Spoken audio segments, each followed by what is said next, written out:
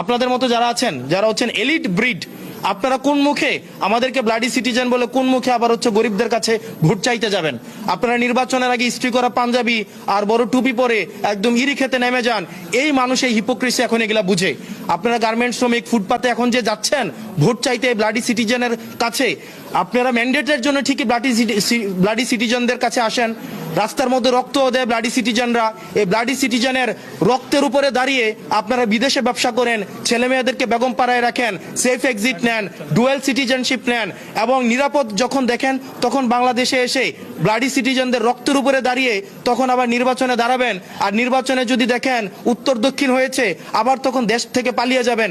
এই ধরনের বাংলাদেশ আমরা 24 পরবর্তী সময়ে আমরা এই বাংলাদেশ দেখতে চাই না। সেটি নিয়ে আমরা নির্বাচন কমিশন আপত্তি জানিয়েছি এবং সকল আইনজীবী এই জহিরুল ইসলাম মুসার প্রতি যে ধরনের আচরণ করা হয়েছে, এটা সকল আইনজীবীদের প্রতি আমি মনে করেছি এটা তাদের মানহানি করা হয়েছে। এবং কমিশনের মধ্যেই সকল পক্ষের আইনজীবী, শুধুমাত্র যে জহিরুল ইসলাম মুসা না, সকল পক্ষের আইনজীবী, এখানে বিএনপি পন্থী বা অন্যান্য যেই আইনজীবীরা ছিলেন সবাই সেটা এই আব্দুল আওয়াল মিন্টুর আচরণে আহত হয়েছেন এবং তারাও সেখানে ইনস্ট্যান্ট তারা প্রতিবাদ জানিয়েছেন।